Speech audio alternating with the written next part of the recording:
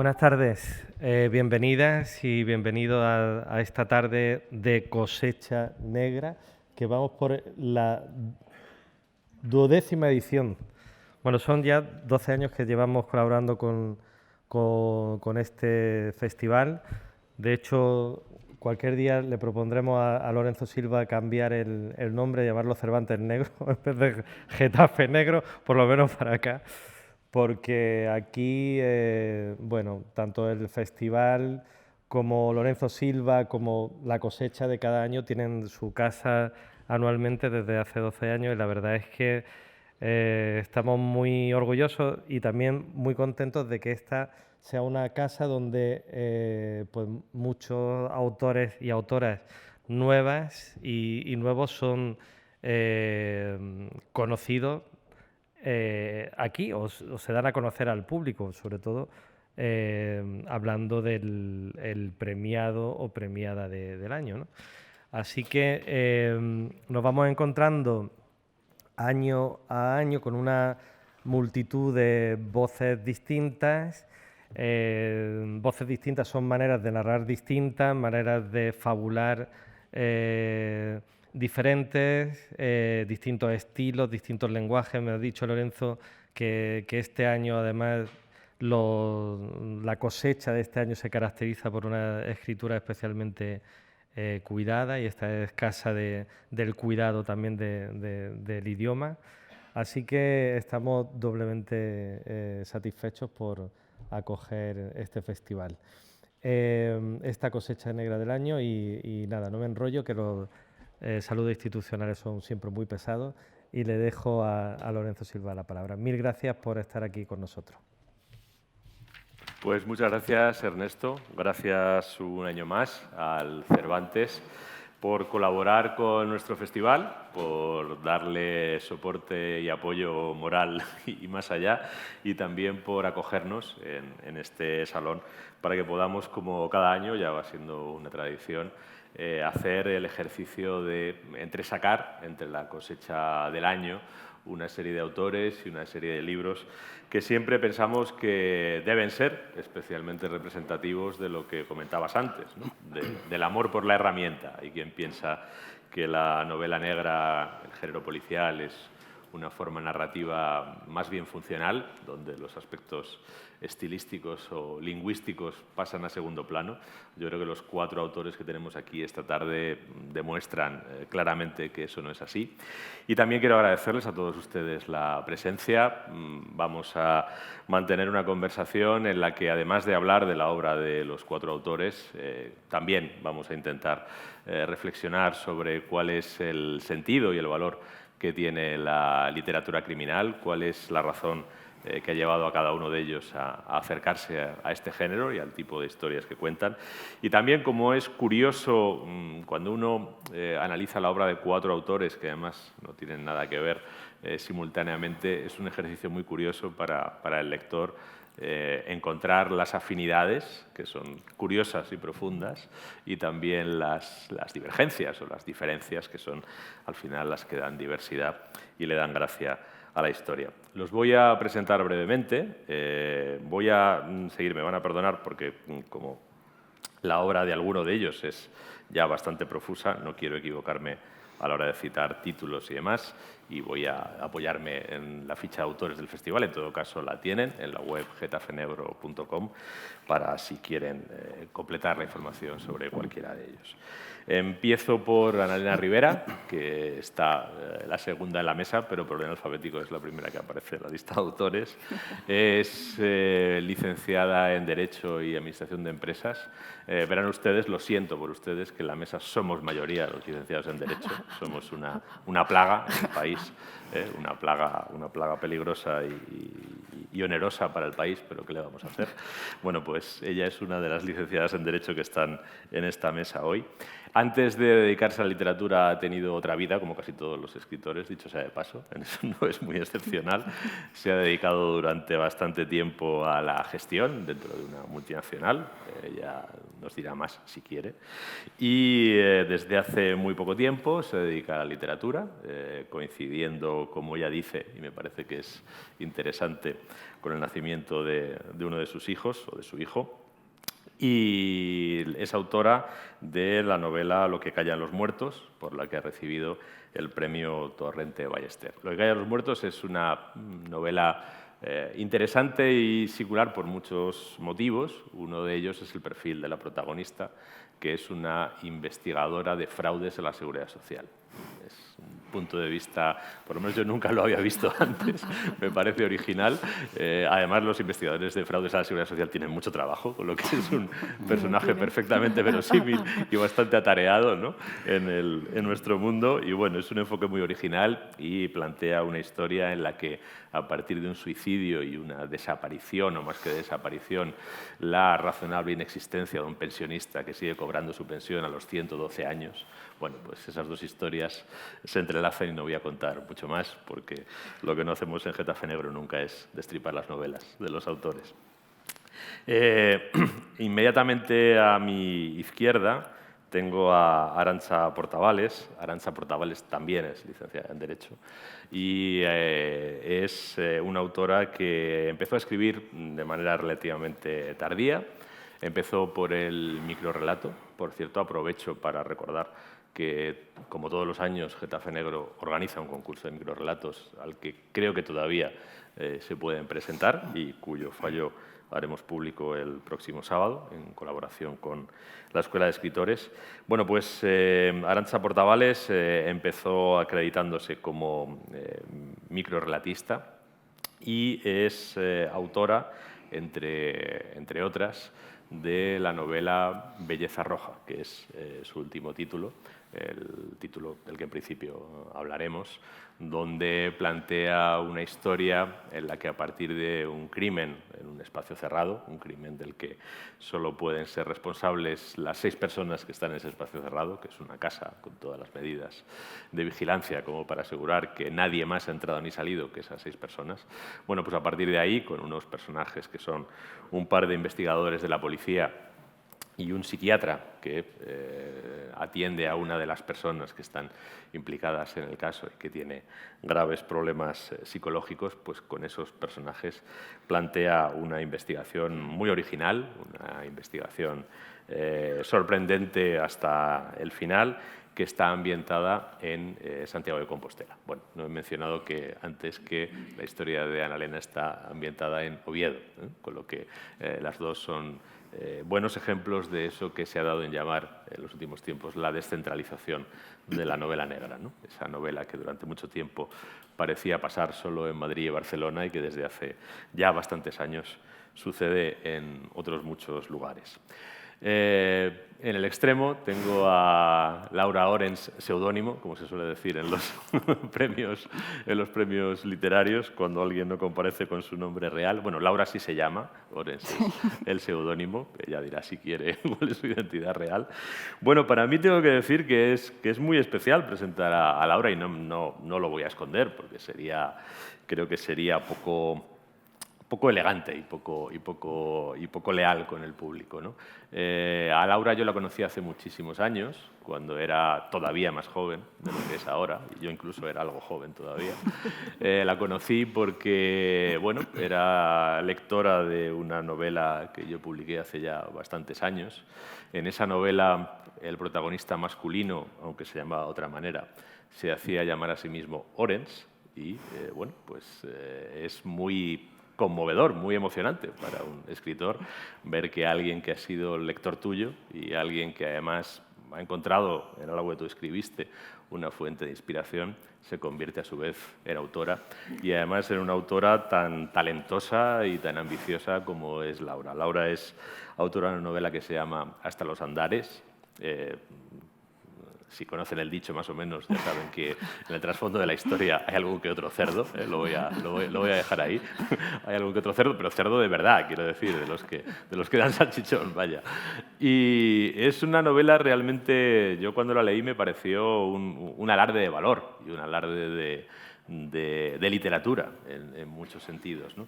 ¿Por qué digo que es un alarde de valor? Pues porque, bueno, Laura se va a un espacio de Galicia a una época hace bastantes años, a entroncar con esa gran tradición de la literatura gallega que representan autores como Castelao o Cunqueiro. De hecho, sus inspectores se apellidan Castelao y Cunqueiro, para que quede perfectamente claro.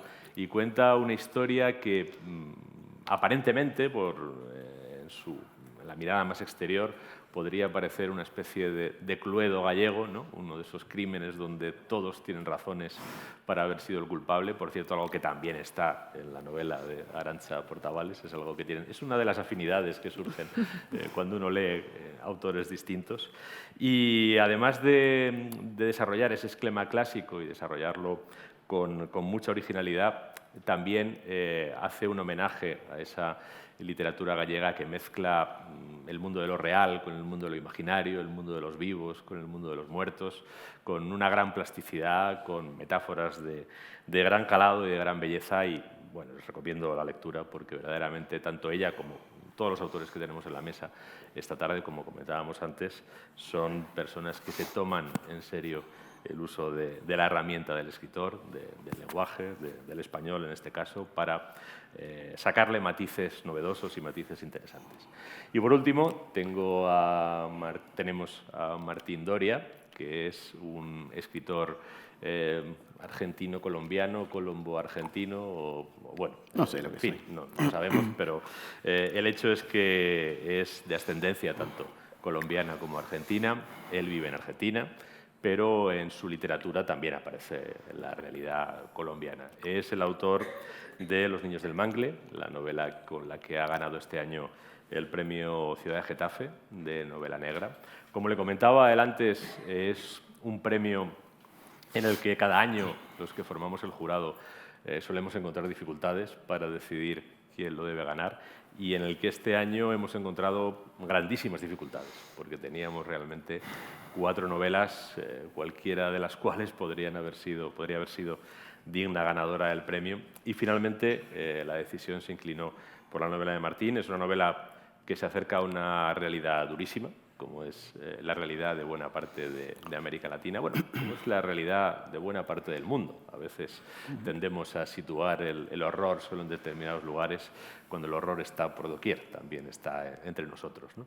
Y algunas de las cuestiones de las que habla la novela de Martín, como son el turismo sexual, la explotación sexual de personas indefensas, incluidos los niños, para beneficio, aprovechamiento y disfrute de personas que no son tan indefensas, pues esa es una realidad que tampoco nos es ajena a los españoles, como seguramente no es ajena a ninguna sociedad del mundo, ¿no? Y lo hace a través de una novela que tiene una enorme fuerza desde el principio, tanto, de nuevo, en el lenguaje como en la recreación de atmósferas, ambientes y en la manera en que cuenta la historia. Bueno, con esto creo que más o menos están presentados los 4.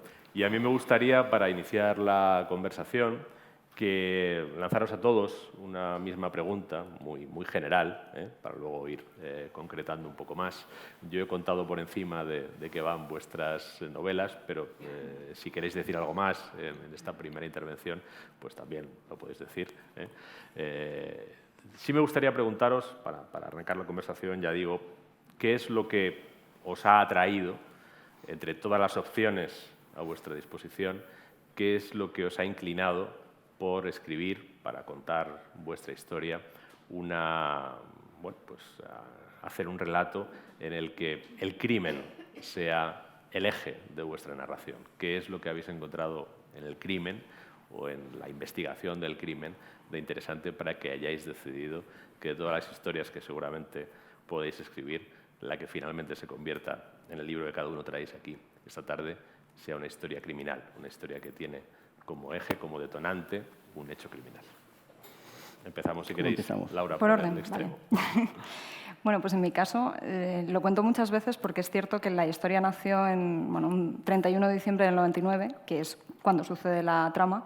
Estábamos mis padres y yo comiendo en un sitio en Santiago de Compostela. Entonces, en la televisión hablaban de la noticia de quién sería el primer bebé del milenio. Y a mí, no sé si por las circunstancias, el lugar o porque me parece mucho más interesante quién sería el primer muerto del milenio. Y bueno, pues a raíz de esa historia, claro, tenía que ser una muerte que no fuera natural, sino que fuera una muerte, además, en una empresa cárnica, y bueno, todo eso derivó en el crimen directamente. Bueno, yo en mi caso es porque a mí lo que me gusta leer es intriga. Y es además lo que me gusta leer desde pequeña. Yo sí que cuento muchas veces que pasé de Los Mortadelos a Agatha Christie directamente. Entonces, yo escribo al final lo que me gustaría leer a mí, ¿no? Escribo la obra que me gustaría ver a mí publicada y comprar en una librería. Y por eso la verdad es que no lo dudé. Y luego otra de mis pasiones es la naturaleza humana. Entonces a mí lo que me gusta es este crimen familiar, ¿no? Este que ocurre en la casa de al lado o 2 manzanas más allá, pero no el crimen truculento, sangriento, no. Ese crimen que cuando te cruzas con tu vecino realmente no sabes si es un corrupto, si defrauda, si es un maltratador, pues puede ser un violador, puede ser cualquier otra cosa, ¿no?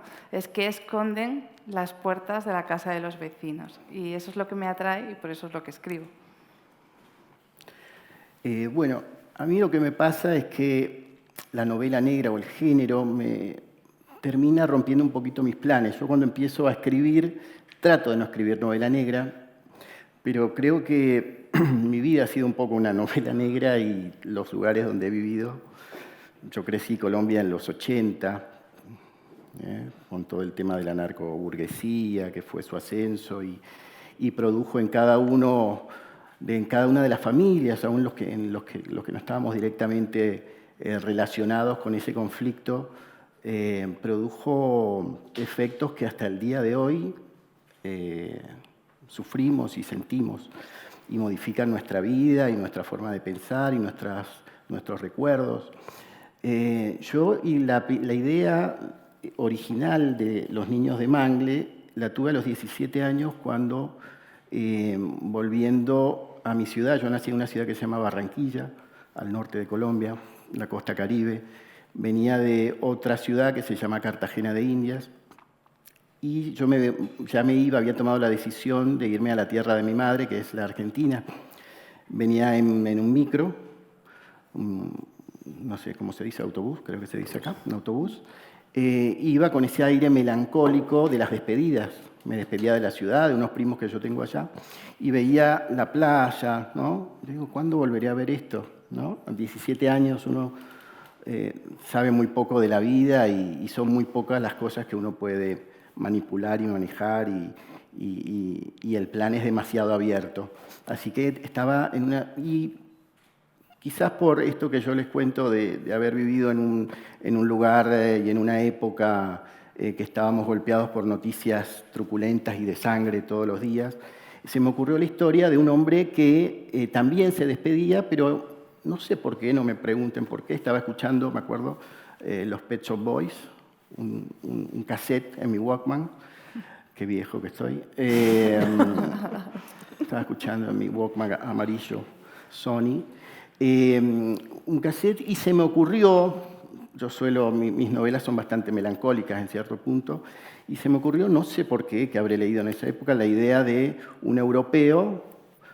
Yo estaba cruzando justo una franja entre ambas ciudades, que es una franja de pueblitos de pescadores, muy pobre hasta el día de hoy, entre una ciénaga, de un lado está la ciénaga, de otro lado está el mar Caribe, y vos tenés que cruzar en el medio para ir de una ciudad a la otra por un puente, y tenés contacto con los vendedores que se acercan a venderte el pescado y todo, gente muy humilde y muchos chicos vendiendo sus guarapos y sus huevos de iguana y sus arepas de huevo, y te asaltan. Y bueno, yo soy además, ya me convertí con los años en pediatra, así que tengo una sensibilidad particular con los niños, con los peladitos, como decimos allá, y tuve esa imagen, un europeo, un niño, y evidentemente los que vivimos ahí, creo que todos ustedes lo sabrán, que existe el tráfico sexual infantil en esas regiones pobres del Caribe, todo, ¿no? República Dominicana, México, para abajo, todo.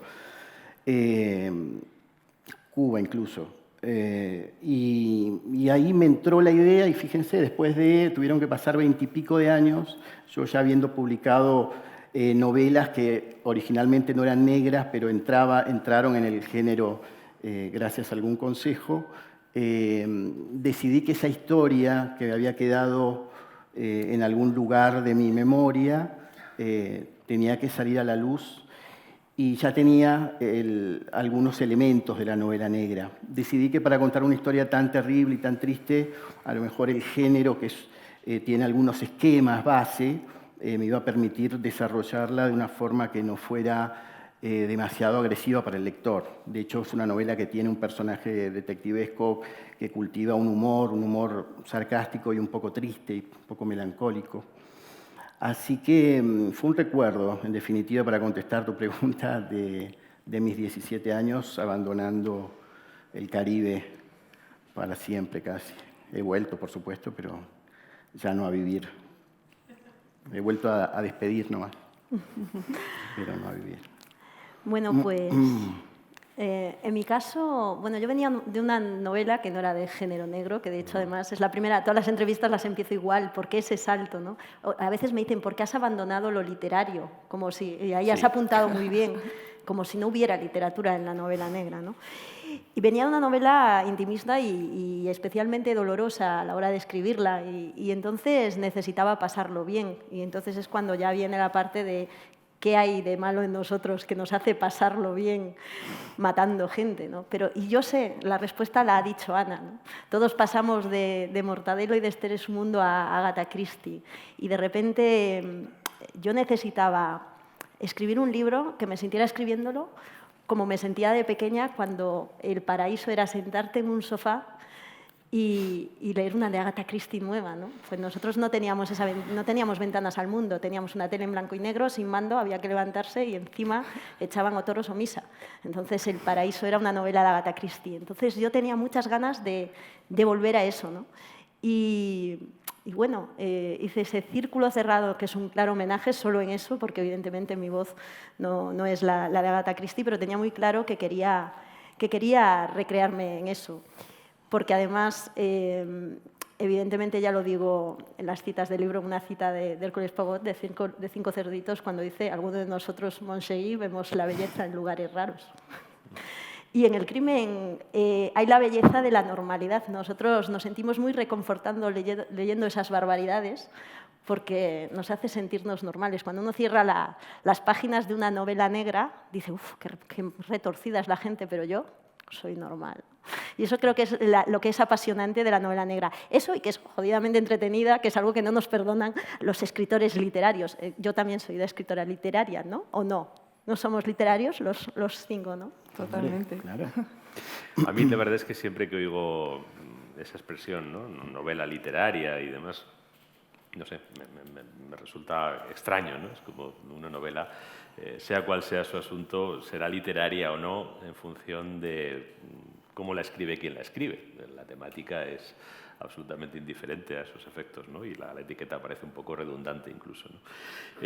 Hay, bueno, no solo escuchándoos ahora, sino leyéndoos, yo advertía, sobre todo en las tres mujeres, y ahora tú acabas de hacer la invocación, pero advertía una influencia, una querencia incluso gozosa, por la novela policíaca clásica, que representa un Agatha Christie o que puede representar un Conan Doyle, ¿no? Esa novela que en casi todos los festivales de novela negra se pone a parir, ¿no? Porque la ponía a parir Raymond Chandler. Raymond Chandler le tenía mucha manía a Agatha Christie y parece que todos los autores de novela negra tienen que invocar, ¿no? los conocidos argumentos de Raymond Chandler contra Agatha Christie. No sé si pensáis que existe, indudablemente no en el caso de las tres, ¿no? Pero ¿qué pensáis acerca de esa dicotomía que a veces se plantea de forma tan extrema entre lo que es la novela policial? La novela policial sería el enigma, el juego y muy poquito más en cuanto a lo que es la temática, y la novela negra, que sería todo ese mundo que hay detrás del crimen y que, según la conocida crítica de Raymond Chandler, a Agatha Christie, al autor de novela policial, le importa un bledo y le da igual porque es irrelevante para su rompecabezas y para su acertijo, ¿no? Aquí estáis autores muy diferentes. Las tres autoras podríais estar mucho en la tradición de la novela policial. Martín podría estar más en la tradición de la novela negra, pero no sé qué pensáis respecto de si existe esa dicotomía, esa contraposición, esa jerarquía, o si hay vasos comunicantes entre una y otra. A mí es que me parece que pueden convivir perfectamente. De hecho, Mi idea inicial, es cierto, me pasa como a ellas, o sea, Agatha Christie ha marcado mi vida en muchísimos aspectos. Me encantaba oíros porque es como, joder, qué bien, no soy la única que le pasa esto. Y sí que es cierto que me parece que, bueno, yo cuando me puse a escribir esta historia u otras, me parece que en sí mismo quién mató a quién, en mi caso es lo de menos. O sea, me parece que tiene mucha más importancia el contexto, el paisaje que hay alrededor de toda esa historia. Me parece que, bueno, es que no entiendo que haya que estar luchando una cosa contra la otra cuando me parece que todo puede convivir. También se ha oído un montón de veces lo que decías antes, el centralismo de la novela negra, que tiene que ser en Madrid o en Barcelona, cuando tú mismo no has hecho eso, cuando un montón de autores, desde bueno, Camilleri no ha hecho esto tampoco, no pasa nada. O sea, es que puede ser rural novela policíaca o rural novela negra. O sea, me parece que todo puede beber de todo y me parece que eso es lo bonito precisamente de desgenerar este tipo de géneros. Es mi opinión. Bueno, yo la verdad es que lo que creo es que la novela negra es muy amplia. En este momento se llama negro a muchísimos colores, ¿no? Desde el gris clarito hasta el negro oscuro noche, que no hay forma humana de encontrarle ni un brillito. Entonces, bueno, yo realmente lo que creo que tienen en común, ¿no? Todas, tanto desde las que te meten en el fondo del pozo, ahí en el lodo, que chorrean sangre en las páginas, y hasta los que el clásico pues, británico de Agatha Christie, de quién lo hizo, ¿no? Que tiene más que ver con la naturaleza humana, con el paisaje, o los, bueno, pues más los escandinavos o los japoneses, o lo que se llama ahora novela negra extrema, que casi es un poco gore, pero al final todos los que están estudiando, lo que está representando esta novela negra, son las cosas que al final ves en el telediario. O sea, al final, ¿qué es novela negra? Tú enciendes las noticias o ves la prensa y te encuentras un montón de cosas terribles que están pasando en la sociedad. Entonces, pues eso, desde corrupción política, corrupción policial, desde asesinatos, maltrato infantil, violaciones, pues bueno, de todo, ¿no? Tráfico de órganos. Entonces, es verdad que al final todos estamos enfocando y estudiando lo mismo, ¿no? ¿Qué es lo que lleva a una persona a cometer semejantes actos? Unos desde la maldad intrínseca, que es la novela negra más negra, y otros, pues bueno, desde las circunstancias que pueden llevar a una persona a terminar cometiendo un delito.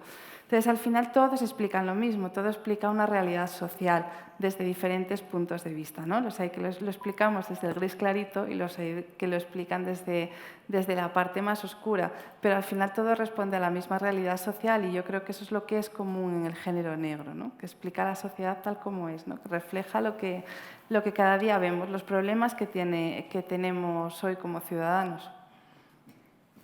Sí, totalmente de acuerdo. En América tenemos un problema, hay varios. Yo vengo de un festival de una provincia de Argentina que se llama Córdoba, casualmente. Córdoba Mata se llama el festival, creo que Lorenzo has estado. Vengo de ese lugar, también existe el Panamá Negro, el Medellín Negro, el México Noir. Y la discusión que se nos plantea cada vez que nos juntamos, somos autores que nos conocemos bastante entre nosotros, la discusión un poco tanto en las ponencias como a veces en nuestros asados y las cosas que hacemos después de la actividad curricular del festival, es hablar que nos cuesta abstraernos un poco de la realidad como material. Lo que les contaba antes, en América vivimos en la novela negra, dentro de la novela negra. Nos contaba Lorenzo, viniendo para acá, que ustedes en España tienen 300, ¿puede ser? 300 casos criminales. Homicidios. Homicidios propiamente en un año. Sí, aproximadamente. Bueno, eso es, en América le decimos el lunes. ¿Sí? Vivimos, nuestras historias están cruzadas, desgraciadamente. Lo decía, es el día de hoy que no lo puedo creer. Te habrás equivocado, leíste mal, Lorenzo, pero no me entra en la cabeza. O sea, nuestra vida, casi diría en toda América, por lo menos en los países donde yo me ha tocado vivir, transitamos una novela negra constante que nos hace diferenciar y tratar de hacer una novela al modo clásico del detective queda hasta muy naif. Claro, todo el tiempo tenemos como amigos un grupo de WhatsApp con los amigos de la infancia y la pregunta es, ¿te acordás de, bueno, lo secuestró la guerrilla, lo mató, mi mejor amigo lo secuestró la FARC, lo mató de un tiro después de tenerlo 6 meses en cautiverio, mi familia fue desplazada por la guerrilla, tuvimos que dejar nuestras tierras, es una vida que está transitada por la guerra. Es inevitable que la novela, y le debe estar pasando igual a los mexicanos, a quienes le heredamos los colombianos, el tema del patronazgo en el narcotráfico, desgraciadamente. Suceden ahí cosas casi tan terribles como las que vivimos nosotros en los 80s y 90s. Así que para mí es difícil, no me puedo dar el lujo, yo no sé los noruegos de qué hablan, no los entiendo. Para mí tendrían que hacer todas series como muy rosas, John Esbo. ¿Qué puede escribir un noruego de la...? Pero bueno, yo los entiendo. Entonces, para mí me pasa que yo escribo y otros me dicen, eso es novela negra, y me dan premios de novela negra. Yo digo, no, estoy contando mi infancia. Digo, así me dormía yo todos los días. Así que me pasa eso un poco, y la discusión es un poco esa. Y por otro lado, la idea también tenemos la necesidad allá de esto, de entrar dentro de una clasificación, que no todo sea novela negra, porque si no, no tiene gracia, no podemos vendernos como novelistas de género negro, porque todos serían, ¿no? Juan Gabriel Vázquez, por ejemplo, es un autor, no sé si lo conocen, es un autor colombiano muy reconocido mundialmente, tiene una literatura muy pulcra, muy decente, pero habla, y ¿quién no podría decir que Juan Gabriel Vázquez, ganador creo que del Alfaguara, bueno, todos los premios que existen, los grandes premios, y él no se considera, a lo mejor, no estaría dentro, ¿no?, de una clasificación de autor de novela negra, pero las novelas, él habla de cosas que yo viví en la infancia y yo lo veo a través del prisma de la novela negra. Él no, cuando íbamos yo iba a hacer negocios a las fincas de Pablo Escobar, sin saber que iba a ser Pablo Escobar, con mi papá, que era vendedor de ganado. Y él habla de eso a lo mejor desde una óptica y escribe tan lindo y tan pulcro que nadie se animaría, ¿no?, a clasificarlo dentro de un género. Bueno, vamos, yo escribo de lo mismo, a lo mejor sí me valgo y me gusta quedarme dentro del género de los detectives, de los policías mal llevados y alcohólicos, para tratar de contar lo mismo. Es una decisión personal que tomé yo para contar esas cosas tan terribles. Digo, bueno, le voy a meter un detective. O sea, siempre, no sé acá si tienen ese chiste, pero nosotros siempre decimos que es ridículo pensar que, como las series yanquis, que los policías son los buenos y en nuestro caso los policías son los malos para nosotros, desgraciadamente, y el ejército son los malos o actúan de malos mucho tiempo. Entonces, para nosotros es difícil hacer una novela clásica con un policía impoluto que... bueno, no, todos son malos en mis novelas y todos son malos un poco, desgraciadamente, en las estructuras de poder. Así que a mí se me mezcla bastante, tengo bastante conflicto con eso. Esa es la respuesta que podría dar. Me ha venido a la memoria el año pasado en la Feria de Guadalajara. El último día nos llevaron de excursión a un pueblo que se llama Tlaquepaque y Manel Loureiro y yo nos fuimos a desayunar y cogimos el periódico y ponía tiroteo en Tlaquepaque, 9 muertos. Nos agarramos así a la silla y yo dije, yo me voy a quedar en el Starbucks. Decapitados, decapitaciones. Sí que es verdad, pero bueno, claro, yo soy, como digo siempre, un ama de casa de Cacheiras, que es un pueblo a las afueras de Santiago, en el que hace un mes un señor se presentó a 3 kilómetros de mi casa en la comisaría de la Guardia Civil ante no Bevilacqua y Chamorro, pero allí confesó haber matado a su mujer, a su exmujer, a su ex suegra y a su ex cuñada. Estas cosas Aquí también hay horror y encima, como no vivimos ni hemos transitado por ese horror, nos cae encima, ¿no? Yo siempre digo que cuando un tren descarrila en Siberia y lo vemos en el telediario, decimos pobrecitos, ¿no? Claro, la naturaleza humana, la pérdida nos provoca un sentimiento de pesar, pero cuando ese tren está en Angrois y pasas a trabajar todos los días y ves que 100 personas, aunque no las conocías, igual que a las de Siberia, cuando el horror te toca cerca, entonces parece que qué resorte nos hace levantar la vista y tomar conciencia de nuestra propia fragilidad, ¿no? La novela negra clásica, pues sí, estupendo, claro. ¿Quién va a renegar? Yo, por ejemplo, hablo mucho de literatura gallega, evidentemente, escribo en gallego. Soy una gran fan de Diego Meixeiras, por ejemplo, que es un escritor de negra, me encanta cómo va ese submundo, ¿no? Y a quien no le gusta Thompson o Chandler. Y sin embargo, tampoco me gustaría caer en el hecho de que la policial es más naif y es más de mujeres, porque al final... un poco es lo que decía Ana, nos gusta la naturaleza humana y nos gusta describirla, y al final da igual quién ha matado, en mi caso, a Sian Allen. Lo que importa es que en el camino el lector descubrirá que todas las personas que la rodean son culpables de esa muerte, porque al final toda la sociedad acaba siendo culpable de todas las muertes, ¿no?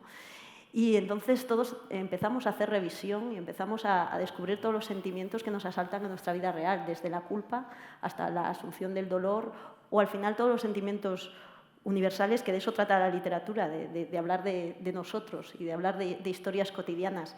Y lo podemos hacer alrededor de un asesinato, lo podemos hacer alrededor de cualquier otra cosa. Pero esto es lo que nos gusta hacer y es lo que encontramos atractivo.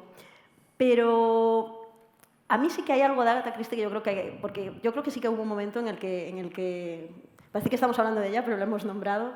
Hubo un momento en que se cayó en ese prejuicio, ¿no? Pero ella tenía algo increíble que a mí me sigue pareciendo muy, muy, muy difícil para un escritor. Todos los que estamos aquí escribimos, que es que con frase y media, solo enseñándonos cómo alguien cogía una taza de té, sabíamos cómo era. Describir la personalidad humana en 3 líneas con 2 gestos parece muy sencillo, pero a mí me parece de una complejidad brutal, ¿no? Pero bueno, no creo que... El abanico es muy amplio, pero no creo que sea tan simple, ¿no? Es como un poco lo que decía Laura. No creo que sea tan simple. Es simplemente que hay que buscar una confluencia. Igual son 2 géneros distintos. Yo me lo he planteado a veces, ¿eh? No sé, yo no termino de ver la nítida separación. Yo en la mayoría de las novelas que leo, adscritas al género negro de una u otra manera, encuentro la influencia de las 2 corrientes. Naturalmente, más peso de una o de otra, dependiendo del libro, pero no creo que haya compartimentos estancos. Eso no lo he visto nunca. Bueno, Raymond Chandler lo que le imputaba a Agatha Christie es que de vez en cuando hace trampas, y tiene razón. Tiene razón, porque hay alguna trampa muy señalada, ¿no? Como la trampa de 10 negritos, de que el culpable piensa una cosa que el culpable no podría pensar. Eso es embaucar al lector, ¿no? Y eso Chandler lo llevaba muy mal. Pero bueno, mencionabais la diferente presencia del horror, ¿no? Y el horror, a veces, tú contabas esta anécdota de México. Una vez de las que yo estuve en México, hice una excursión a Cuernavaca, que es un lugar muy agradable, muy apacible, y yo volví de Cuernavaca y dije qué ciudad más coqueta y más tranquila y más estupenda, y allí nunca pasa nada, hay 2 Méxicos. Bueno, 3 días después hubo una operación de la Infantería Marina Mexicana, porque en Cuernavaca se escondía el jefe de un cártel y hubo un combate con no sé cuántos muertos. Y además, a la semana siguiente, al jefe del operativo de Infantería Marina, que murió, le mataron a su familia después de todo eso, ¿no? En ese lugar tan apacible. Es decir, a veces el horror está, lo que pasa es que no lo vemos, igual que tú dices al lado de tu pueblo, ¿no? Y aquí es verdad que cuantitativamente tenemos menos crímenes, pero tenemos una realidad que está ahí, y tenemos una realidad que está ahí y de la que muchas veces no somos conscientes, pero forma parte de nuestra sociedad. No hace mucho tiempo la policía intervino en Madrid un montón de negocios, de hostelería, hoteles, restaurantes, todos eran propiedad de la camorra napolitana. todos, absolutamente todos, que blanqueaba aquí su dinero. Igual Claro. que eso que tú dices, que podías ir y no sabías que estabas vendiéndole ganado a Escobar, pues a lo mejor puedes ir a un restaurante a tomarte un menú del día y puedes estar ingresándole dinero a la camorra napolitana. Sí, a los autores, particularmente los que escribimos sobre Colombia, venimos de Colombia, tenemos el problema de decir otra vez vas a hablar de narcotráfico, otra vez tienes que pintar algo del país, algo lindo. El tema es que todas las historias confluyen. Aunque yo hable de un resort en el Caribe y trate de escapar de la novela negra, lo que decía antes, ese resort probablemente sea plata mala vida del narcotráfico, el chico que te atiende y que te trae las cervezas probablemente sea o una víctima o un soldado del narcotráfico. Entonces, hay ciertos temas que por más que uno quiera escapar, entran en las historias, es inevitable. Así que es un estigma difícil que tenemos que franquear de esa forma en mi caso, al género negro, a meter a un detective, a meter, si no un enigma, sí por lo menos la resolución de un caso, para tratar de escapar un poco de esos prejuicios que la realidad echa sobre los que tratamos de expresarla artística, literariamente. La verdad es, yo creo que, como decía Laura antes, quizá la idea desde la que está hecha el género negro es que es imposible hacer un relato, un retrato de la realidad, ya sea la colombiana, la argentina o la española, sin tener en cuenta la dimensión criminal. Claro, la yo dimensión además criminal creo... puede tener más o menos peso, pero siempre está ahí.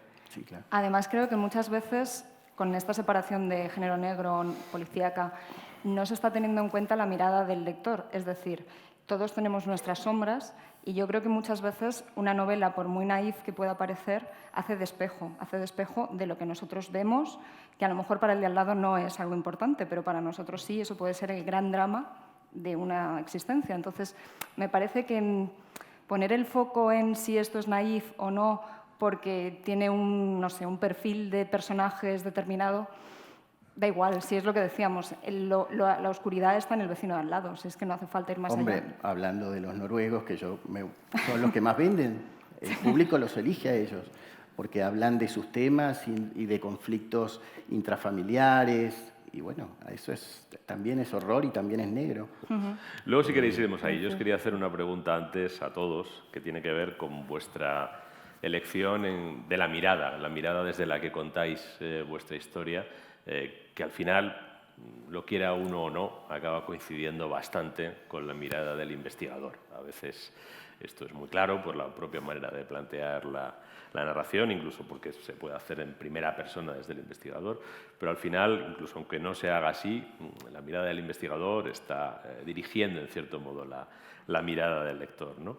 Habéis tomado vosotros opciones muy, muy distintas, ¿no? Laura y Arantxa habéis recurrido a los policías, no habéis tenido esos problemas que tienen en América Latina. No solo en América Latina, ahora también para algunos catalanes los policías son los malos también durante estos días, ¿no? Malos cuasi satánicos, es decir, que eso también lo tenemos por aquí. Supongo que muchas veces depende del lugar que uno ocupa, ¿no? Pero es verdad que los policías en muchos lugares del mundo son lo más peligroso de esa sociedad, porque son igual de delincuentes que los delincuentes, pero además tienen placa. Y muchos están en esa doble condición que los hace especialmente peligrosos, ¿no? Pero bueno, vosotras habéis escogido policías, Ana-Elena se ha ido a un perfil completamente marginal y singular, como decía al principio, y tú has huido de esa figura del policía, pero te has refugiado, en cierto modo, en un arquetipo literario, ¿no? ¿Por qué habéis tomado esa elección? ¿Qué se ofrece esa mirada, en la que ya digo, en mayor o menor medida, desde esa mirada se construyen vuestras historias? En el caso de Arantxa también podríamos añadir un psiquiatra, pero bueno, ahora dirás tú lo que creas. Pues yo, de hecho, construí una policía que no existe, porque quería además que fuera un tipo de policía diferente. Bueno, me creé la Paga, que es la policía autóctona gallega, que no existe, pero bueno, para mí sí. Y además quería que el inspector Castelao fuera un tipo que quisiera arreglar las cosas desde dentro, es decir, que viera que había un sistema corrupto policial, pero que con su intentar hacer las cosas, intentar hacerlas de otra manera, porque desde su punto de vista hacerlo desde fuera muchas veces no sirve. Sí que es verdad que hay que mancharse las manos y estar dentro para poder, bueno, pues eso, intentar arrancar la raíz podrida desde dentro y bueno, es un poquito, aunque es un policía, pero es un policía bastante especial, ¿no? Es tampoco, también quería huir un poco del tópico del policía alcohólico que comentabas tú y tal. Quería hacer un personaje muy íntegro en cosas que incluso él mismo a veces emocionalmente se plantee hasta qué punto es no ya legítimo, sino está siendo demasiado máquina en determinadas cosas porque está tratando de ser tan honesto que no está dejando de, digamos, de un lado los sentimientos. Entonces sí que es verdad, quería que fuera, pues eso, un personaje bastante atípico en ese aspecto, que suelen ser, bueno, pues mucho más duros, ásperos y tal, y este es un tío educado, con gusto, con clase, vamos, nada que ver. Melancólico, diría. Mucho, Es un absolutamente, policía melancólico, ¿no? sí. No voy a decir si eso es por ser gallego, porque lo mismo me pega la que veía gallega, venir, claro. Sí. pero bueno. Bueno, yo en mi caso tiene que ver un poco con lo que yo conozco, ¿no? Y al final yo cuando leo una novela, a mí lo que me gusta es vivirla, ¿no? Es sentir que estoy ahí dentro, que soy un personaje más, que me voy identificando con unos y con otros. Y pues bueno, pues a la hora de escribir es lo que quiero que sienta el lector. Entonces, bueno, pues yo me planteé qué es lo que podía hacer y qué es lo que yo conocía. Y yo, pues después de 20 años trabajando en una multinacional en la parte financiera, pues de lo que entiendo es de fraudes y de finanzas y de números. Entonces, pues quise una investigadora de fraudes financieros que, bueno, trabaja para la Seguridad Social, porque en este momento es el mejor cliente que hay para cualquier investigador de fraudes financieros, ¿no? Entonces, pero era simplemente por eso, porque lo que quiero es que demostrarle no demostrarle el conocimiento, sino que el lector pueda ponerse en su piel. Y para eso tienes que conocer mucho lo que es el personaje, para hacerlo tan simple que cualquiera que no entienda de finanzas, que cualquiera que no entienda de números, se pueda meter ahí. Es verdad que lo que yo escribo es una saga. Y entonces, claro, un detective, porque al final un investigador no deja de ser un detective, pues puede llegar hasta donde puede llegar en la investigación de una muerte, porque en España no se puede, un detective no es como en Estados Unidos que puede investigar un asesinato, tiene que contar con la policía. Entonces hay otro personaje, que es un comisario de policía, que es el marido de una amiga de ella, pues que es el que va a dar continuidad al asedio para que ella pueda seguir investigando asesinatos. Entonces sí que se apoya en él, pero la idea es esa, ¿no? Era darle un poco el toque de la corrupción, del fraude y demás desde el conocimiento que yo tenía del tema. Bueno, yo más o menos lo mismo. Necesitaba un personaje central que fuera justamente eso, la centralidad de una serie.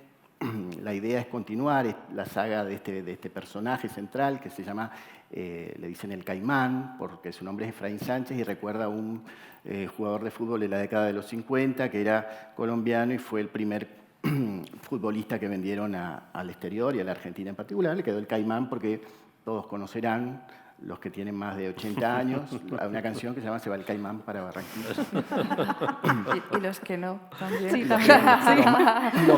Los más modernos conocen que, gracias a Shakira, que bailamos muy bien, efectivamente, de esa Barranquilla hablo, y yo lo que necesitaba era primero refugiarme en un personaje que ahora, ahí sí me valgo de un arquetipo, a lo mejor del detective alcohólico, es policía militar, amante de las mujeres y del trago, del béisbol, porque esas eran cosas, no el trago y las mujeres porque era muy chico, pero sí, por ejemplo, el béisbol que tuve que abandonar porque en todos los países se habla de fútbol, más en este, y en la Argentina ni les cuento. Entonces necesitaba, hacía 30 años que vivo en una ciudad del sur, en Buenos Aires, y necesitaba contactarme con mis raíces y con mi historia. Entonces yo sí agarré arquetipos del costeño, del caribeño, para construir un personaje central que fuera, digamos, el que lleva adelante, digamos, la saga, que a mí me permitiera contar lo que realmente quiero contar y denunciar a través de la novela negra dentro de, permítanme usar la palabra denuncia con mucha con mucha humildad, sobre las cosas tan terribles que, bueno, algo les he contado sobre la realidad de esos países.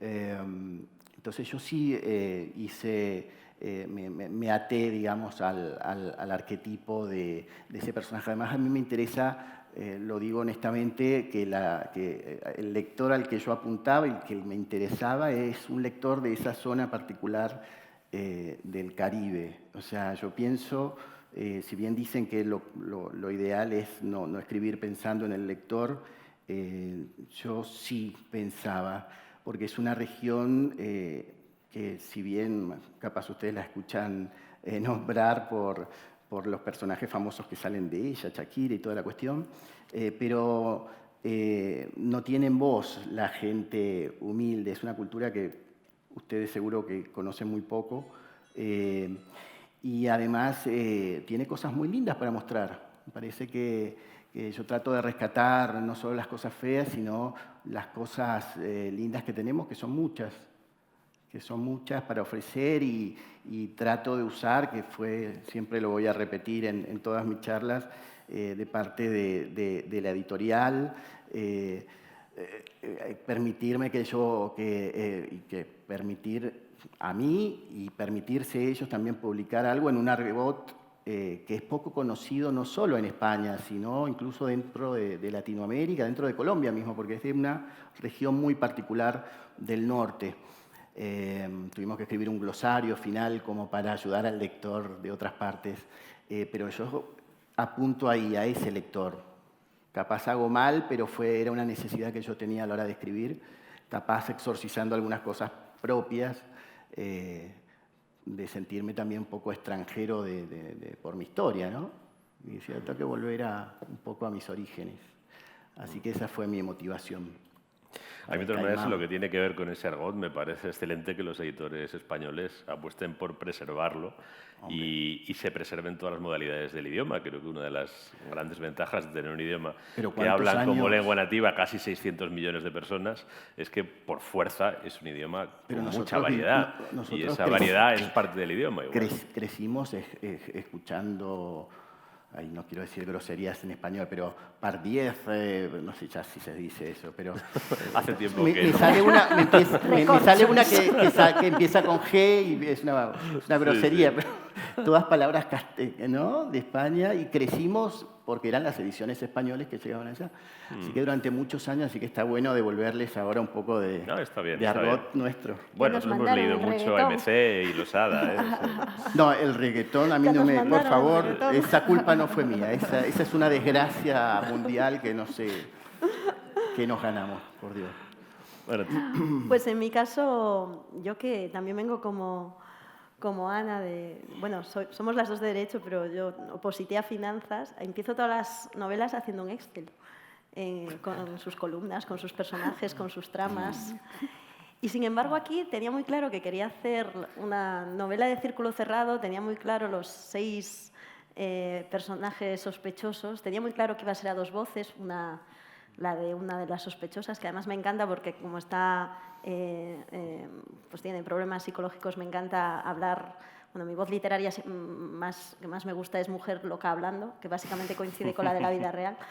Y eso lo tenía muy claro, y también tenía muy claro que iba a estar ese psiquiatra, y entonces decía yo, bueno, pues este psiquiatra será el que resuelva el caso, ¿no? Y esa fue mi premisa inicial, y sin embargo cuando me puse a escribir, la novela fue creciendo. Y tenía tan solo un policía que en mi cabeza iba a ser un tío un poco insoportable o no tenía sus problemas iniciales, simplemente era Santi Abad, que Telecinco ha sacado que el otro día vi, Telecinco empieza una serie con un investigador que se llama Santiago Abad. Y dije, ostras, esto lo tengo que demandar, como los de Pasapalabra.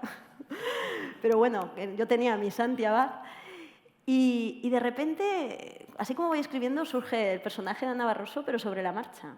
Y de repente se comieron la novela y se convirtió en la novela de Abad y Barroso. La gente en redes me dice, queremos más Abad y Barroso, ya se han convertido en pack, ¿no? Y de mis personajes, bueno, de ella me resulta atractiva porque es un personaje femenino muy fuerte. A mí me gustan los personajes femeninos fuertes, no sé si yo lo soy, pero generalmente las mujeres en mi novela, no voy a utilizar la palabra empoderada, me parece odiosa, pero sí que tengo personajes femeninos... Creo que no está en el diccionario además todavía, no ¿Qué? sé si... Creo que no está en el diccionario Y todavía. estamos, por favor, ¿dónde estamos? No puede ser. Estamos en el Instituto Cervantes y yo utilizando palabras que no están en el diccionario. Estará, me temo que estará. Sí, bueno, pero es una palabra que no me gusta nada, pero que evidentemente marca una realidad, que es que las mujeres toman voz y Barroso es un personaje al que le gusta alzar su voz, ¿no? Yo creo que entre ellos se genera una relación bonita, casi de Pigmalión, pero luego tenemos un detective que tiene muchos oscuros, ¿no? Y eso es lo bonito de los personajes, que no sean ni blancos ni negros, que sean grises. Y a mí lo que me gusta de Abad, que es un personaje que muy controvertido, que cuando hago clubs de lectura es el punto controvertido de la novela. ¿Cómo has podido acabar así o cómo has podido no acabar así? O sea, a nadie le gusta cómo está resuelto y porque es que la vida no tiene punto y final, ¿no? Pero lo que me gusta a mí de Abad es que es alguien que conoce sus demonios. Generalmente cuando alguien tiene un problema del calibre que tiene Abad, que es un problema de control de la violencia, nunca es consciente de que lo tiene y además siempre lo achaca a terceros. O sea, si alguien le da una paliza a su mujer, el maltratador tiende a decir es porque ella se lo merecía. Y quiero decir que a mí lo que me resulta atractivo de Abad es que es consciente de sus propios demonios y eso lo hace, no sé si real, pero sí atractivo, ¿no? Y la lucha que mantiene contra sí mismo, ¿no? Una lucha titánica. Me gusta la relación que tienen entre ellos. Y en ese sentido, pues me imagino que sí, que bueno, ya está continuando, estoy escribiendo la continuación, pero me gusta la relación que ellos van teniendo y la evolución que va teniendo la investigadora, ¿no? Sí que es verdad que investigué mucho un poco el mundo policial, pero llegó un punto en que dije, esto no es CSI, hoy en día cualquiera puede descargarse 328 episodios de 50 ciudades de Estados Unidos distintas y me permití lujos, o sea, lujos de que mis investigadores hicieran cosas que en la vida real no se pueden hacer. O sea, si llegaban y veían a alguien boca abajo, dije yo, ahora le va a dar la vuelta porque el lector en su casa necesita saber quién está ahí abajo. Y aunque sabemos que no le puede dar la vuelta, ¿no? Yo creo que uno tiene que establecer un pacto con el lector y yo con esta novela me propuse que la gente lo pasase un poco, eso, que lo pasase bien, que lo pasase como cuando leíamos simplemente para eso, para pasar la tarde y no para buscar el sentido de la vida, porque éramos tan pequeños que el sentido de la vida nos importaba nada. Y esos son mis detectives. Bueno, con todo hay algo que está en las novelas de los cuatro, que es la realidad del crimen dentro del círculo familiar o dentro de lo que son las familias, es decir, el factor de proximidad, ¿no? en el hecho criminal. El factor de proximidad que es muy frecuente, más frecuente a lo mejor de lo que creemos, ¿no? El primer grupo social es la familia, el crimen es un hecho social que se produce en todas las esferas sociales y empieza en el núcleo principal o el núcleo inicial de la sociedad, que son las familias. Y además hay algo que también está, al menos en varios de los libros, que es cuando el crimen y el mal tienen como víctima a elementos especialmente indefensos frente a unos criminales que tienen una especial superioridad. Digamos que este es quizá el aspecto más incómodo de todas vuestras novelas, con independencia de que puedan buscar ese entretenimiento o ese divertirse, ¿no? ¿Cómo os planteáis esa realidad? Es decir, la realidad de que el crimen no solo es una realidad social en la escala global o en la escala más general de la dimensión de la sociedad, sino que también es una realidad presente en las personas que están más cerca, en las personas que tienen más proximidad. Hombre, yo es que creo que muchas veces la pequeña corrupción empieza con mirar hacia otro lado en cosas que resultan incómodas. Entonces, en las propias familias eso se da tanto, desde relaciones, ya no digo de maltrato, sino pequeños abusos cotidianos que están todos los días en prácticamente todas las familias y que se tiende a mirar a otro lado. Yo creo que a raíz de eso es cuando todo va creciendo y entonces sí que es verdad que, bueno, según cómo sea cada sujeto, personas fantásticas que por mucho que nazcan, vivan y crezcan en un entorno hostil y duro, bueno, no tienen por qué aferrarse a ese lado oscuro, pero hay mucha gente que sí. Entonces sí que es verdad que yo creo que el eje y el punto es un poco ese, desde qué momento, si un personaje mira hacia otro lado, cómo eso a la larga puede acabar generando, pues eso, en una muerte violenta o no, bueno, según cada historia y tal, pero sí que me parece que es un punto importante. Y cuando estuve escribiendo la novela, sí que es verdad que, bueno, para un personaje es fundamental saber qué fue de su padre, un marinero, que, bueno, desaparece y la gente no sabe qué fue de él en el pueblo. Y eso marca mucho para ese personaje, el que fue de mi padre, nos abandonó o le pasó algo. Y bueno, ya a lo largo de la historia se acaba desentrañando, pero sí que es verdad que cómo hay de repente determinados elementos que pueden generar que un personaje acabe yendo hacia un lado o hacia otro con algo que es a priori muy pequeñito, como eso, que fue de mi padre. Yo creo que al final, o sea, cuando nosotros vemos horrores en la tele o donde sea, pues el asesinato de un niño, pues estamos horrorizados mientras están dando la noticia, ¿no? Estás 3 días, una semana, luego llega el juicio y lo vuelven a sacar en los telediarios y te vuelve a horrorizar. Pero cuando eso pasa cerca de ti, no es una semana, no son 15 días, no es un mes, eso lo vas a llevar contigo el resto de tu vida, ¿no? Ese es el trauma, el que está al lado, el que está cerca de tu casa. Y como decía Laura, ¿qué podía haber hecho yo, ¿no? Alguien se ha suicidado, alguien ha matado a su mujer, alguien ha matado a un niño y lo ha hecho al lado. Y tú a lo mejor veías cosas raras, ¿no? en esa familia, en esos vecinos. Pero bueno, era cosa de ellos, ¿no? Ellos cerraban la puerta y al final a ti no te importaba, incluso si eran familiares tuyos. Y esto pasa en las familias y pasa en la sociedad, ¿no? ¿Cuántas veces no queremos ver, ¿no? Pues bueno, ves que pasa algo y tú dices, bueno, esto no va conmigo, ¿no? Y un poco va por ahí. Cuando ese no va conmigo pasa dentro de un entorno mucho más cercano, el impacto que crea en todos los que hay alrededor es un impacto que se van a llevar con ellos a la tumba, no se les va a pasar nunca. Por eso yo creo que el crimen más horrible es el que pasa al lado, el que tú tienes algo que ver, aunque no haya sido tú el que haya cometido ningún tipo de delito, pero estabas ahí, ¿no? Y creo que eso es lo que marca para siempre. Un inciso, quería decir una cosa que yo muchas veces oigo y oyéndote hablar, cuando mucha gente dice, no es nada personal, es que a mí me parece terrible, porque me parece que todo es personal. Todo es personal. Y bueno, ya está, quería apuntar eso. En el caso de Martín, yo creo que está el elemento especialmente terrible de cuando, por ejemplo, y eso lo cuentas en tu novela, cuando alguien sufre explotación, por ejemplo, sexual, y el explotador no es un extraño, sino que es la persona más cercana, ¿no? La violencia sobre los niños y cuando esa explotación se produce en el círculo cercano, cosa que, por cierto, no es exclusiva de la realidad que tú cuentas. Tendremos en Getafe Negro a una autora que además es capitán de la Guardia Civil, que se llama María José Garrido, que cuenta fenómenos de explotación sexual de niños a manos de sus padres en España. No estamos hablando de esa realidad, es decir, que es algo más frecuente de lo que parece.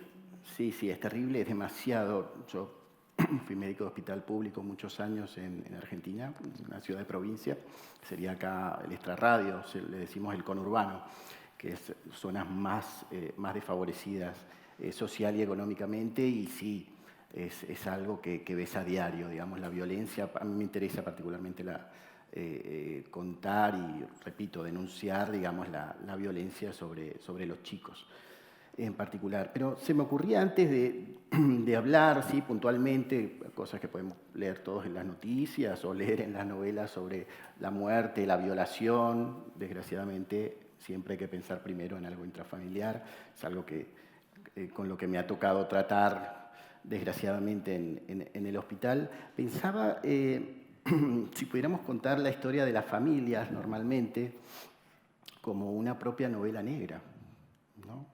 En Argentina les gustan mucho los psicoanalistas. Todos vamos al psicólogo, todos vamos al psicoanálisis. Hablamos todo el tiempo de a qué hora te toca, ¿no? Porque vamos a jugar a la pelota, vamos a jugar al fútbol. No, tengo cita con el carnicero. Todos vamos al psicólogo y hacemos psicoanálisis. Y ahí es como un interrogatorio. Y los culpables son los padres generalmente. Y a veces metemos a un hermano también. Dicen, no, porque mi papá hacía esto. Y nos damos cuenta que cuando el hombre está el padre, y está escribiendo la novela negra sobre nuestra vida, porque le estamos contando qué hicieron con nosotros, por qué soy la porquería que soy ahora. Y tratamos de encontrar culpables todo el tiempo, ¿no es cierto? En nuestros padres, y también a veces matamos a algún abuelo, porque mi abuelo vino de Galicia con una mano adelante y otra atrás, sí, y no le hablaba a mi madre, era muy callado, y mi madre me decía, bueno, pero tu abuelo era gallego, en un país extraño, no entendía a nadie, era un hombre de otros tiempos, me decía. Pero mi papá era así también, mi papá era colombiano de una zona del Caribe que es más montuna, le decimos, más tierra adentro, de hombres muy rudos, hombres de campo. Si mi padre me abrazó alguna vez, creo que no lo recuerdo. Creo que una vez, cuando cumplí 13 años, se acercó me dio medio abrazo y me preguntó, con todo el amor que le salía del pecho, ¿cuántos años cumplís, hijo? Yo me acuerdo, pues, este es mi papá. Y bueno, y ahora en el psicólogo, bueno, hablo de mi padre y como si fuera, obviamente con la madurez uno va entendiendo y uno se convierte de a poco en el asesino, en el culpable de nuestros hijos. Me mirás como sintiéndote mal, pero es así. Claro, porque ¿qué dicen todos los hijos? Culpan al padre, pero también uno como padre, y hablando un poco más seriamente, la familia actual está sometida a muchas tensiones y los padres actuales tenemos como mucha idea, digamos, de los errores que cometemos, que estamos cometiendo y que no podemos evitar. O sea, que somos criminales en potencia ¿no les pasa a veces que uno piensa en los hijos, digo, no les debería estar dejando que se acueste tan tarde, o a la niña, nosotros decimos, a las chicas le decimos niñas en Colombia, en general, aunque tengan 50, 60 años, hola niña, pase niña, es una forma de referirnos a las mujeres. Y que nuestras chicas, nuestras niñas ya, ¿no? Ese momento del crecimiento y de la pubertad, y decimos, estoy haciendo bien como padre dando. Ahora con el tema del feminismo, a mí me pasó, hasta dónde la dejo y hasta dónde me da miedo, ¿no? Como padre, pero no, estoy siendo hiperprotector, porque estamos súper psicoanalizados, todo el tiempo sabemos los errores y los crímenes que estamos cometiendo, y a pesar de eso cometemos y los vamos a seguir cometiendo, yo creo que los padres siempre. Pero me interesaba eso, ver la familia como una propia novela negra, historia de castigos, de errores, de culpables y de víctimas, ¿no? Eso les tiro, nomás. Me quedo así. Muy bien. Bueno, Arantxa. yo sí que tenía 6 sospechosos, 4 familiares y 2 amigos de la familia, ¿no? Y además es que situé toda la acción. Primero, o sea, fui a círculos concéntricos, una ciudad de provincias, las afueras, una urbanización, una casa, un salón. O sea, de momento, hay un momento en que el escenario es casi claustrofóbico. Y sí que es verdad que el horror sucede dentro, ¿no? Cometí un error horrible, que fue algo totalmente casual, que en la tercera página el psiquiatra dice: no me cargues con este caso, que es el más mediático que ha sucedido en esta ciudad desde el caso Asunta. Entonces todo el mundo me dice, es el caso, claro, como es una niña también, de 15, bueno, una adolescente de 15 años. Hay aspectos que lo recuerdan. Claro, me dicen, y dije yo, pues mira, no, porque, bueno, por muchos motivos que no puedo desvelar, pero yo partí de este asesinato teniendo en cuenta X cosas que no tenían nada que ver con el caso Asunta en absoluto, pero es verdad que fallece una niña, ¿no? Y cuando falleció la niña Asunta, que falleció en Teo también, además yo no puedo nombrar, cometí muchos errores, uno de ellos fue situar la acción en el ayuntamiento de Teo y uno de los protagonistas se llama Teo, y entonces ya no pude nombrar el ayuntamiento en todo el tiempo. En Teo vivía la madre, bueno, en Teo mataron a Asunta y en Teo apareció Asunta a medio kilómetro de mi casa, y además es que Santiago es una ciudad muy pequeña, entonces cuando llegamos todos al trabajo yo no conocía a Asunta, pero sí que es verdad que todos conocíamos a alguien que los conocían, porque es una ciudad muy pequeña, en la que se conoce todo el mundo y eran unos padres muy conocidos. Y el terror, y volvemos un poco a lo de antes, lo que realmente nos perturbó es que eran gente y voy a utilizar una expresión, por favor cállense ustedes y no digan que lo he dicho por ahí, pero eran gente normal, ¿no? O sea, si uno siempre asocia el horror, lo que tú dices, al extrarradio y a la marginalidad, y de repente uno hace así y ve que alguien que ha compartido facultad contigo, que lleva a la niña a ballet como tú y tal, hace esto, ¿no? Entonces, cuando chocas de frente con el horror, es cuando digo yo, vamos a reconciliarnos con nuestra propia normalidad, ¿no? Entonces, eso igual estaba implícito ahí, igual me llevó un poco a situar el horror dentro de la familia, porque está claro que no, solo fueron uno de los 6, yo no hice trampas como Agatha Christie. No. Dije que era uno de los 6 y no era el mayordomo. Uno de los 6 del núcleo familiar, pero es que el horror está en la familia, el horror está donde está la pasión, quiero decir, el asesinato es un acto pasional e irracional, que evidentemente uno no se levanta por la mañana y dice voy a atravesar Madrid y voy a matar al primero que pase, o sí, salvo que haya un problema.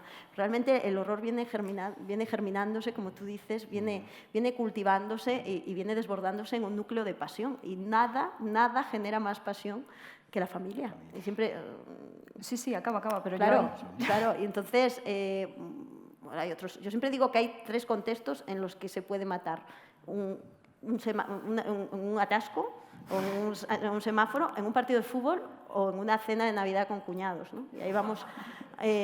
Mis cuñados, esto lo dije en una entrevista en público y mis cuñados ahora me miran raro todo.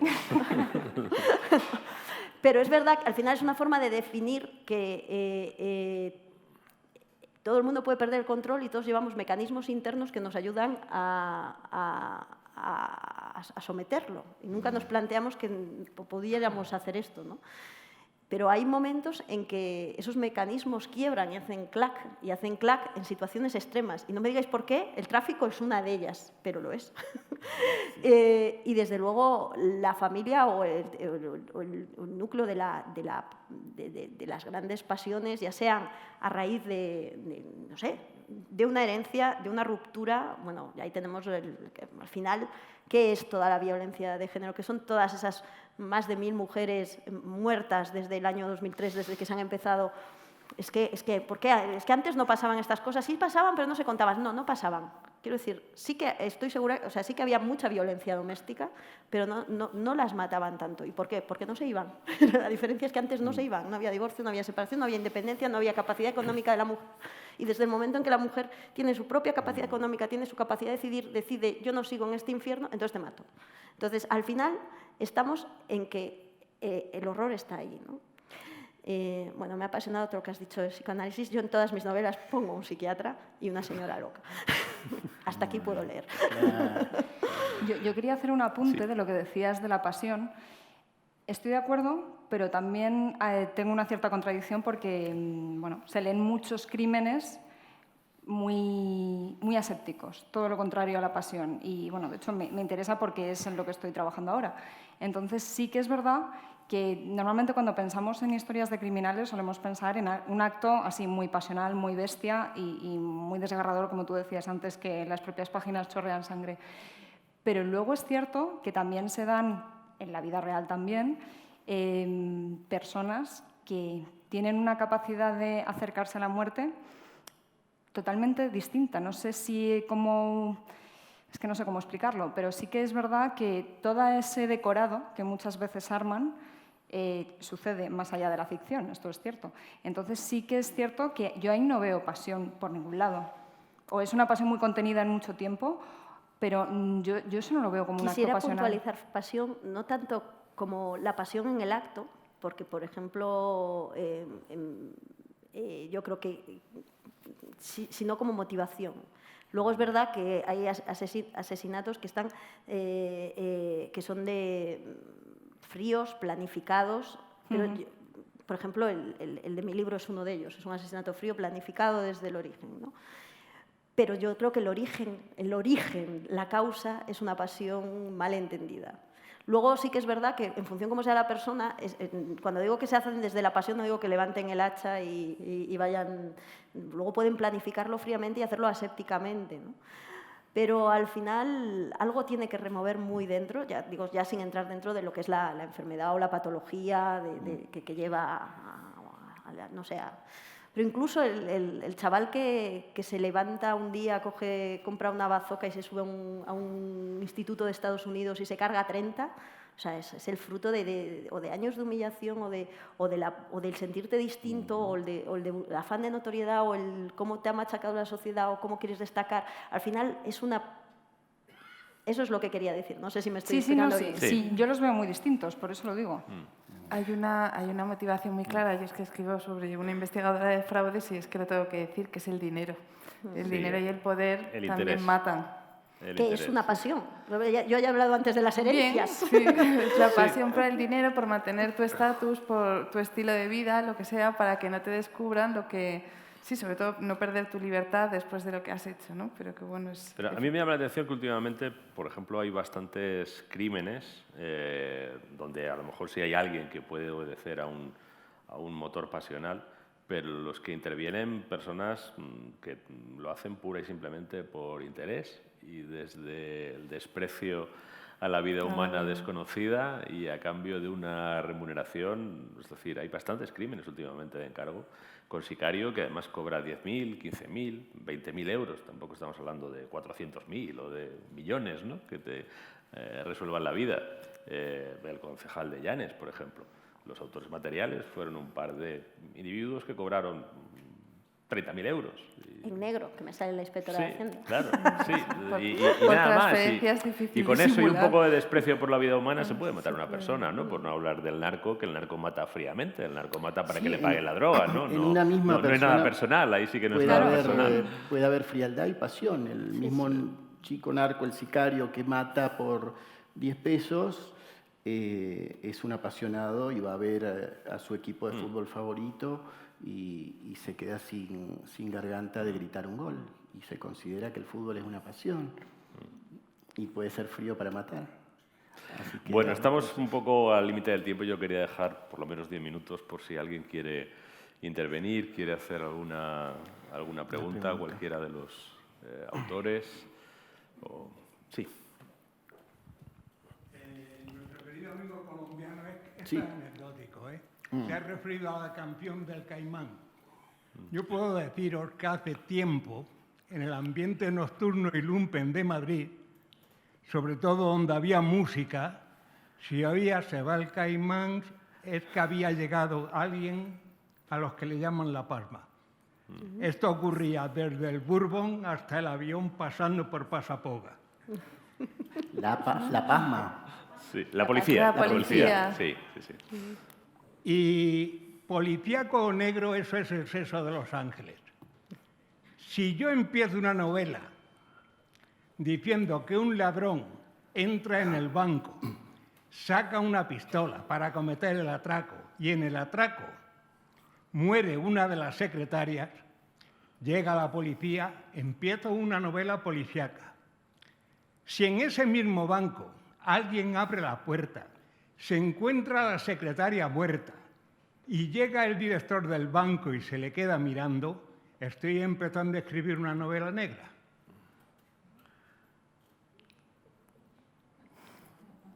¿Es una afirmación, una pregunta?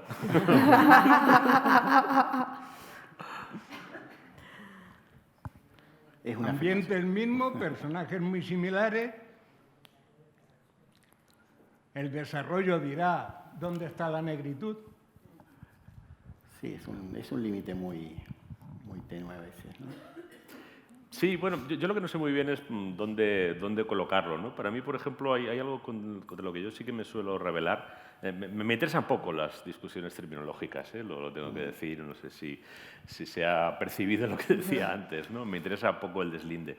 Pero sí que hay algo que a mí no me termina de convencer, que es el hecho de porque aparezca un policía ya es policial. Eso me parece, y ya no es negro, ¿no? Yo creo que eso está más en la mirada que en la condición del personaje en sí. El personaje lleva una placa guardada o no, ¿no? No me parece que eso sea tan relevante. Pero bueno, esto son convenciones, cada uno las puede interpretar a su manera, ¿no? Más siendo los policías a veces los malos. Sí. Así que Bueno, reordena todo el... al final también te digo una cosa, si tú te acercas a cualquier cuerpo policial del mundo, en cualquier cuerpo policial del mundo hay delincuentes, con lo que la novela policial necesariamente va a tener en algún momento a un personaje delincuente.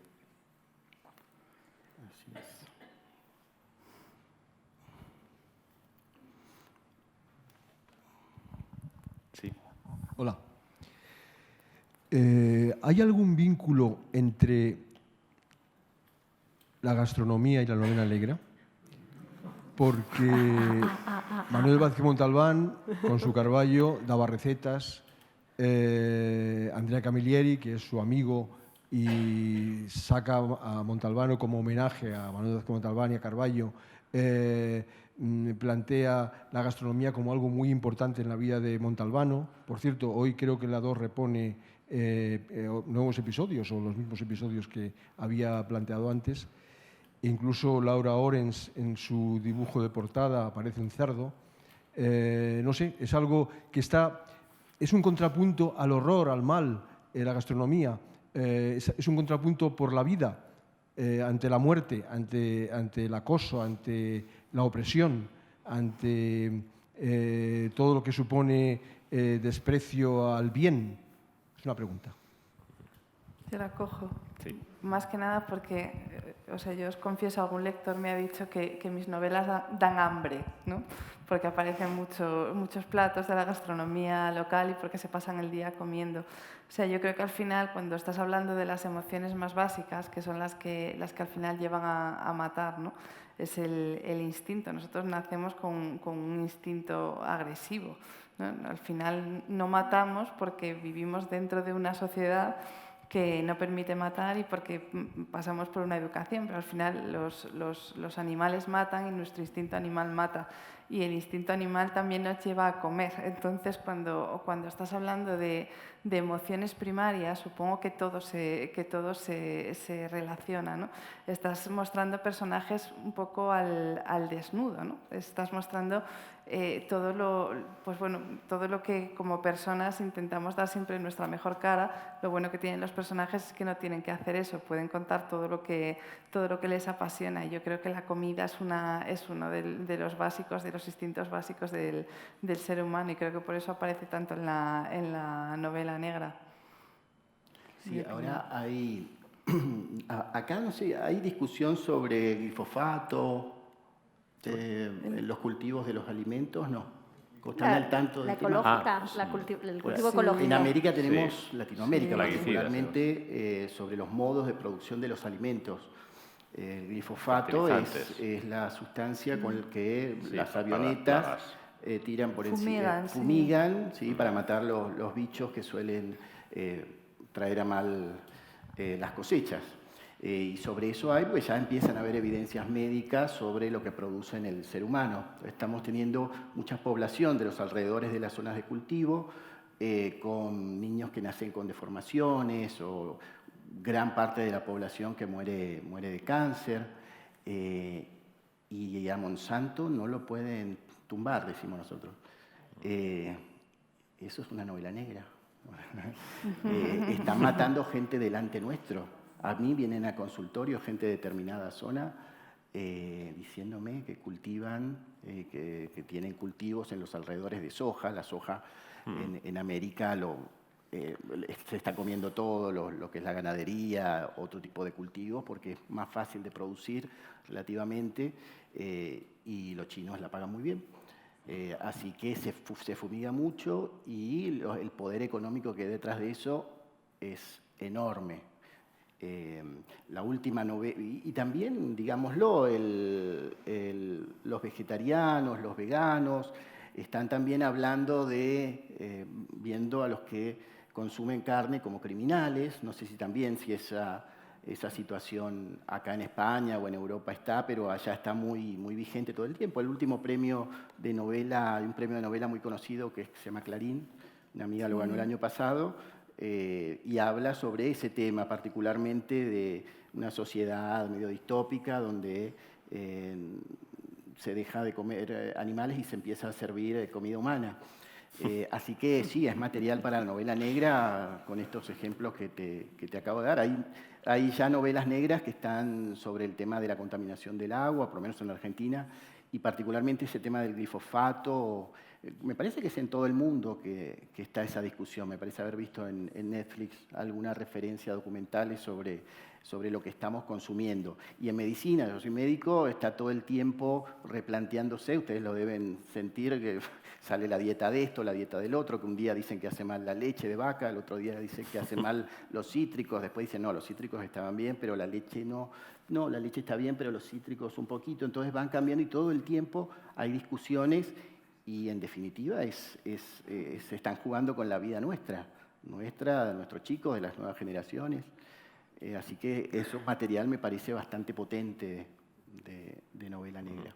Y es que veo una metáfora muy directa entre lo que es escribir y lo que es cocinar. Coges una serie de ingredientes, de elementos, los metes en un caldo y bueno, dejas reposar a ver qué sale de ahí. Entonces, bueno, yo en el libro además he incluido 3 recetas que sí que tienen que ver con la narración en sí misma.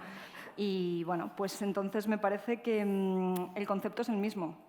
Insisto, coges una serie de ingredientes, sean personajes o sean elementos de lo que sea, los metes y el tiempo va haciendo su trabajo. Entonces es que me parecía el símil evidente con unas cosas y con otras. Hay una conexión que es curiosa. En España no, en España los funerales, como están subcontratados en tanatorios, son muy ascéticos, ¿no? No hay nada. Pero si uno ve las películas norteamericanas, por ejemplo, todos los funerales son grandes comilonas, ¿no? Al final, después del entierro, lo que hay es una enorme comilona llena de toda la casa está inundada de comida, ¿no? O sea que alguna conexión hay, ¿no? En esa. Y yo puedo contar una anécdota personal que es llamativa, ¿no? Pensaba al escuchar la pregunta. Yo he ido a ver una autopsia solo una vez en mi vida y cuando salí de la autopsia, lo que yo... Cuando ves por primera vez una autopsia y no la has visto, tú las has visto profesionalmente, pero el que no es de ese gremio, piensas que va a predominar en ti una sensación. Yo lo que salí fundamentalmente fue con muchísima hambre. Y me fui directamente al bar de la Facultad de Medicina a comerme un bocadillo de queso, que era lo que había. Lo primero, porque necesité empujármelo para adentro, y una hambre física perentoria. Tienes que ir al psicoanalista, me parece. Sí. No. Hombre, yo te tendría que decir... Yo he ido a muchas autopsias y hambre no, Lorenzo. Sí, pues yo tenía mucha hambre, no sé, es algo que me... Pero bueno, te tengo que decir que para vengaros del abuelo gallego nos habéis mandado un montón de psicoanalistas argentinos también aquí, o sea que podemos ir, no hay problema, ya meditaré si debo ir. Lo cierto es que hay un instinto humano muy básico que cuando ves a un muerto o vas a un funeral o algo así como lo que te pasó a ti con la autopsia, lo que tienes muchas ganas es de disfrutar la vida y de aprovechar el tiempo que tienes, ¿no? Igual tiene que ver el placer de la comida con... Puede ser. Yo salí de la autopsia y en lugar de ver gente veía contenedores de eso que había visto en la autopsia. Entonces, yo creo que la comida nos ayuda a definir a los personajes. En mi caso, bueno, yo por ejemplo en mi anterior novela, que no es negra, pero sí que es verdad que tenía una madre que era la que cocinaba todo el tiempo. El otro día fui a la obra de teatro y no hacía más que decir empanada de maíz y berberechos y fideos con almejas, claro, comida gallega. Sin embargo, en esta novela no he hablado mucho de comida, pero sí que es verdad que el detective, que al final está todo el tiempo conteniendo su pasión, contiene también su hambre. O sea, y se pasa la vida... Un día se come un bocadillo de jamón asado y después se pasa 3 semanas a hamburguesas de tofu y a vida light, ¿no? Es un hombre que vive de contener sus pasiones y yo creo que ese reflejo que lo llevo a la comida es un poco lo que le pasaba a Montalbán, y bueno, en las presentaciones Zanón nos decía que cuando le encargaron el Montalbán recibió invitaciones de todos los restaurantes. Carballo. Cuando encargaron el Carballo, sí. Perdón, recibió invitaciones de todos los restaurantes de Barcelona porque todos querían salir en la novela de Carballo, ¿no?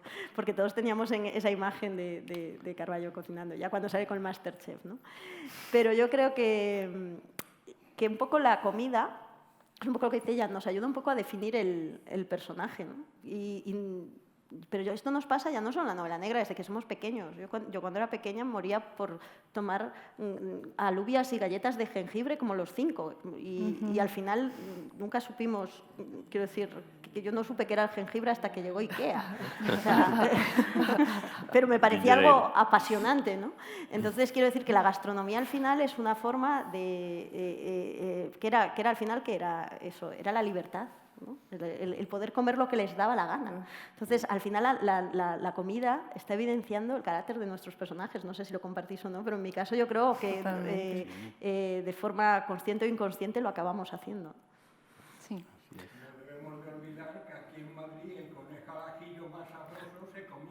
vuelta de las nubes en las ventas del Espíritu Santo. Importante. Quede el apunte. ¿Alguna pregunta, intervención más? Ahora sí que estamos ya un poquito fuera de tiempo. Bueno, pues muchas gracias a todos, gracias a vosotros 4 y bueno, pues hasta la cosecha negra del año que viene. Muchas gracias. Gracias a ti, Lorenzo.